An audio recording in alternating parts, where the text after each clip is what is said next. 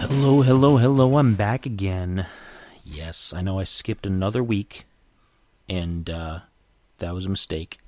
I tend to skip things by mistake a lot because, I don't know, I have things that come up. So, but we're back. We're back again for another Monday episode. And, what am I talking about tonight? This is going to be kind of a goofy one. I don't know if it's going to be, it's probably fine. I mean, yeah, it's going to be fine. So, anyway, tonight we're going to be talking about pro wrestling. Yeah, that's right. We're going to be talking about the Meathead Machine, pro wrestling, and the squared circle. So let's talk about this.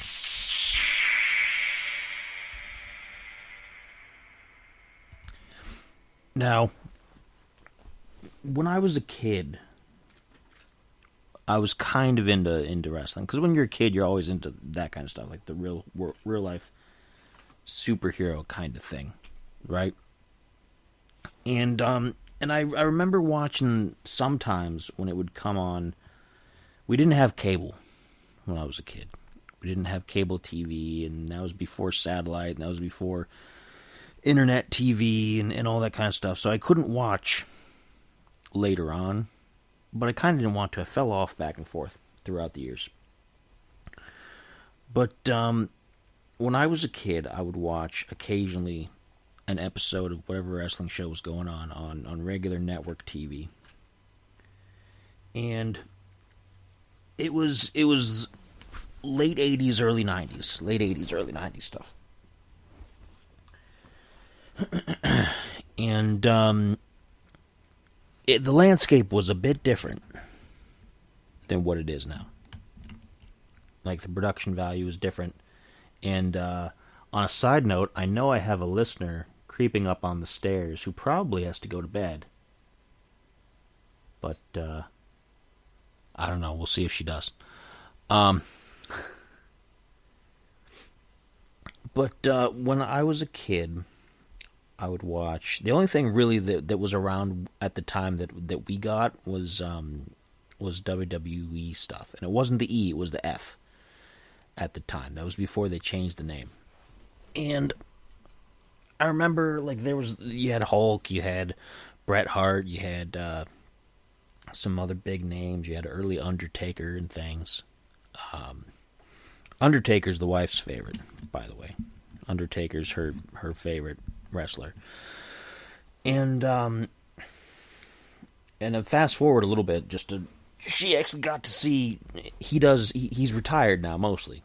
He still shows up for special appearances once in a while, but he's mostly retired. He doesn't do regular work, but so he does like a speaking tour kind of thing where he tells stories about his time doing the wrestling, and he takes questions and talks about great matches and stuff like that and parts of his life.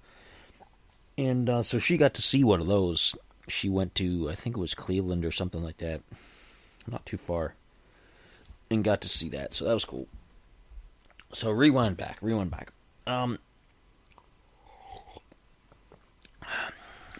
Back when I was watching it as a kid, you had WWE.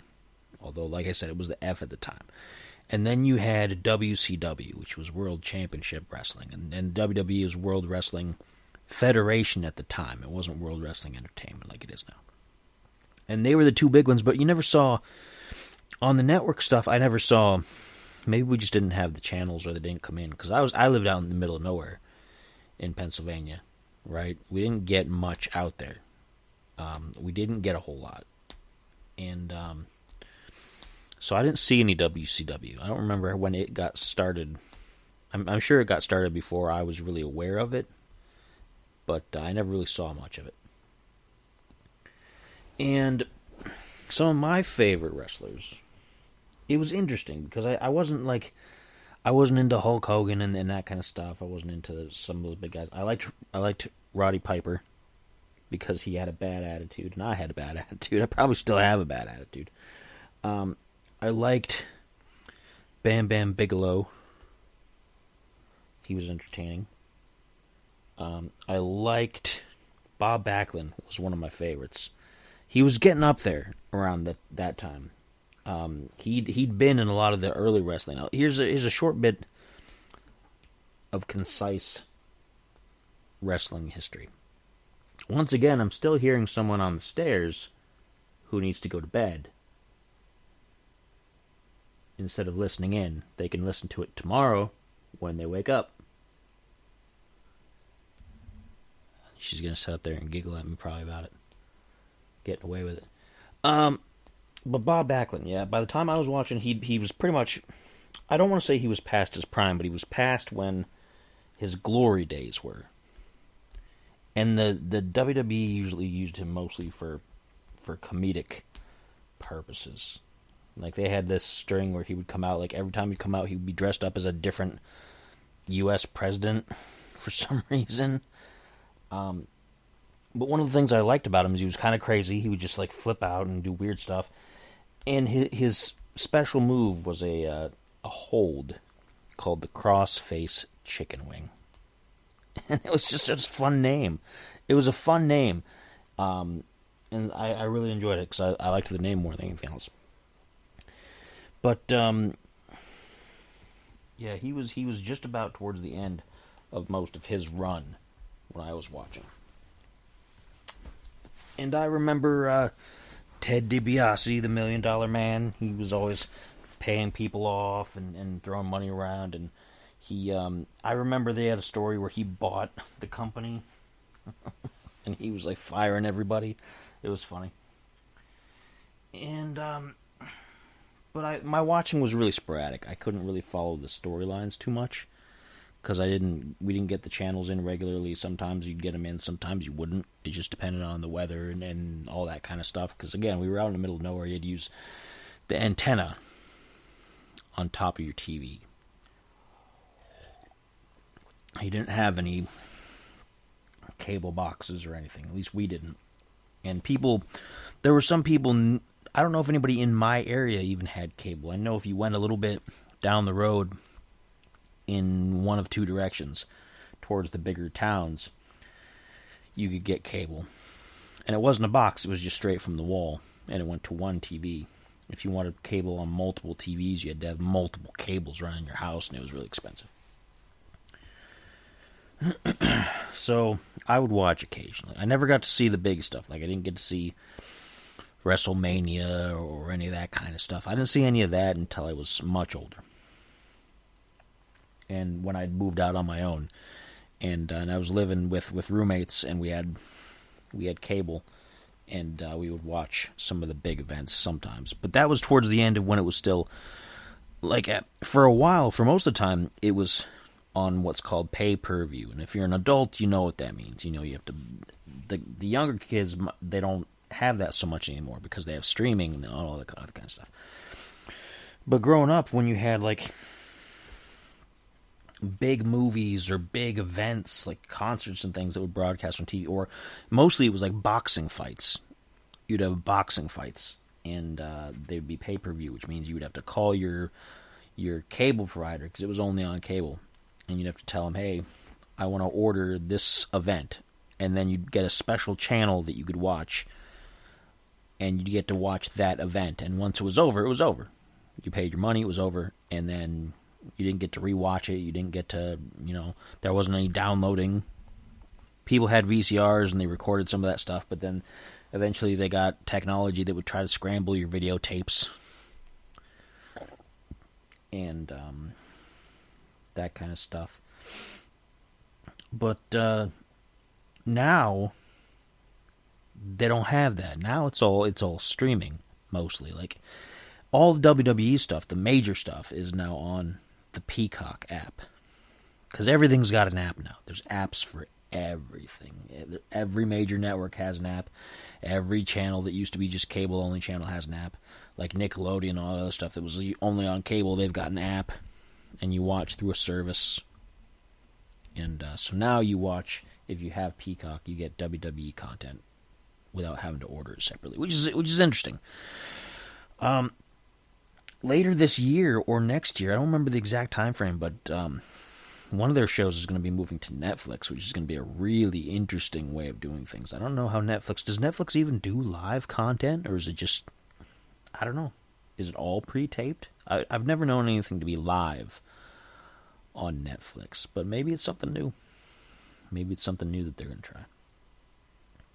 But I'm getting ahead. of the story. So I didn't get to see most of that stuff. So I lost track of what a lot of these wrestlers were doing. And when I moved out, of course, we'd watch the events, and I got back into a few things, got involved in some of the newer characters. And that's when you had people like John Cena was starting out. You had Kurt Angle. And that was... When I got really back into watching, that was towards the end of the Stone Cold Steve Austin thing. I mean, if you're a wrestling fan, you know Stone Cold.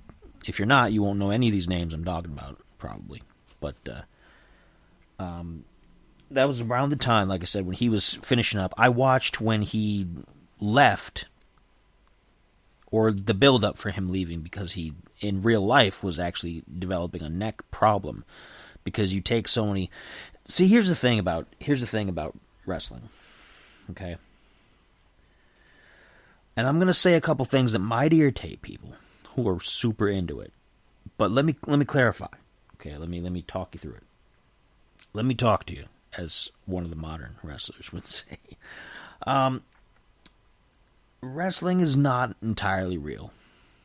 In a sense that, like, they already know who's going to win. They know who's the bad guy. They know who's the good guy. They know sometimes a lot of how the flow of the match is going to go. Like, some people work out, like, in advance, like, hey, he's going to do this and do a kick. I'm going to do this and throw him over the ropes and things like that. And, but it's they know what's going to happen at the end. But that doesn't mean they're not putting in the effort. Like, it takes a lot of work to do all that kind of stuff. It takes a lot of work to do all the moves and to be in the physical shape to do that. Like, I can't do it. I'm not in that kind of physical condition. But, so, I don't remember what my point was with that. Oh, well, yeah, okay, I'm getting back to the Stone Cold and his neck thing.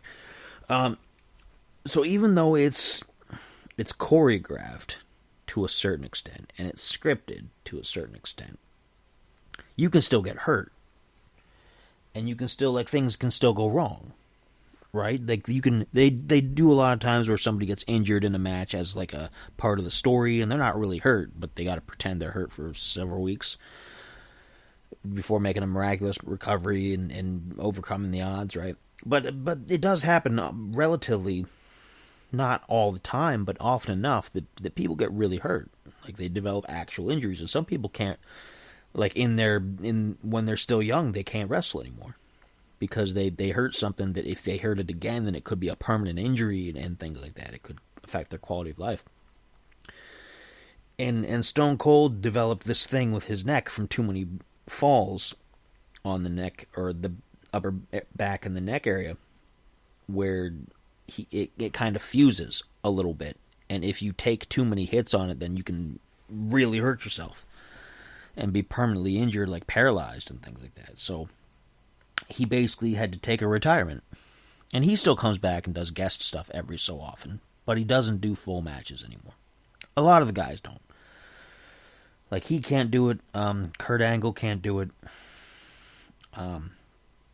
Undertaker is not permanently injured, but for the most part, he's retired. Although, you know, if you saw the recent WrestleMania, you got a surprise from the Undertaker. I'm not going to get into any sort of spoilers if nobody's seen it yet, but I was a fan of The Rock back in the day. Nowadays, I don't know. He's not. You know, he's been the movie star. He's been this kind of thing, and I've liked some of his movies, but not all of his movies. He's not as funny as he used to be as far as wrestling stuff goes. Like, his recent run was like a big serious character, and he was trying to be insulting. He was playing a bad guy, and you know, it was okay, but it's not like classic Rock. Back in the day, Rock was funny because he had a lot of ad-libbing. Like, he would just make up stuff on the spot. He was really good at it at the time. And I don't think he's got quite that level. I think he's been working too much with scripts on movies and things, and he's too used to it. And he's not as good as just off-the-cuff kind of stuff. Some of my favorites were always the ones that went off the cuff, who just spouted off something just in the middle of the match. Just like, you're like, where did that come from? It was clear that nobody told them to say that. They were just like, oh, yep. And they just said whatever they said. You don't always get that anymore. But sometimes. Some people get some fair play. And so I would watch a bit here and there since we had cable after I moved out.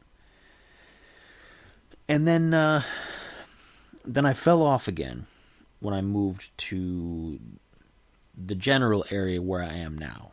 I mean, I lived a little bit north of here first before I lived where I am now in this part of Ohio. But I didn't really watch it too much. And I didn't watch it for most of the time that I've been here. And then when I started hanging out with my buddy from This Uncanny Earth, we would watch WrestleMania and Royal Rumble and stuff like that. And I got back into it a little bit. But it was just, by that point, the people are so new. There were so many new faces, and I couldn't get into it because they were not as good. The quality of it all was not very good, because as a kid, you see the guys running around, bumping into each other, hitting each other, and then maybe they're not really hitting that hard, but it looks like they are. They were talented enough to make it look like everything was effective. And then as time went on, things just looked like they were really sloppy. It looked like they were jumping around. They'd take a swing and somebody would react far too soon and things. And it didn't look great. And that continued for a while for me. I didn't like wrestling for a long time. And recently, some of that has been getting better. Now, there's a lot of reasons for that. One of the reasons, and I'm not going to get into the very specific parts of this. If you're a wrestling fan and you've been following along with the recent WWE news, then you'll know what I'm touching on, and you know there's a bit deeper of an iceberg to this. But I'm not going to get into it because this is a family show. I don't want to address that kind of stuff because it's kind of gross. But the guy who used to run WWE, and I'm not going to point out his name, he involved himself in some things that were really not great, and they basically told him you can't own the company anymore. You got to get out. There's a lot more history to that. That's a really super oversimplified. There's a lot more to that. So anybody who's like a purist out there is like, that's not the full story. I know it's not the full story. That's the cut. That's the cut version. The too long didn't read version. He's not in the company anymore, right? He doesn't have any controlling stake in it. And it turns out, which is something that most people said or suspected for a long time, that a lot of the lack in quality for many years was due to this person being kind of an egomaniac about it and just being like, do this. I think this would be great, when it really wasn't. You know? So, and that's cool. That it's not cool what the person did, but it's cool that now with that person gone and the new leadership and there's a lot of new directions, and I'm a lot more invested. I'm a lot more invested in it than I was before. I'm kind of like, you know what? I'm for the first time in a long time since I was a kid, I'm digging what they're doing. And I hadn't for a while. Like, I would just actively, like, I don't want to watch it. Up until very, very, very recently. Like, the WrestleMania that they just had was the 40th WrestleMania. So that's 40 years that they've been putting on these WrestleManias. They've been putting on these WrestleManias almost as long as I've been alive to watch them. Almost. By a smidge. And before that, like before everything was on TV, a lot of times you only got like wrestling on local TV affiliates every so often, because they didn't have national wrestling organizations that were across the whole globe even, or across the country. They had little territories. Like, these are classic. Like, there's the Memphis, the Mid-Atlantic, I don't know what they're all called, honestly. I don't know. Mid-South was one of them. And you had the wrestlers that was basically stay within your territory and wrestle within your territory. And then occasionally, like, somebody would leave and they'd go start working in another territory. And they had rivalries and things. And if you were a star in one, you weren't necessarily a star in another. And then they went to the national stage with WWE was putting things on TV, and they were trying to unify everything. And eventually that won out. And basically all the small guys went under, or they joined up. Now, there's a few other promotions out there these days, and I don't really watch them.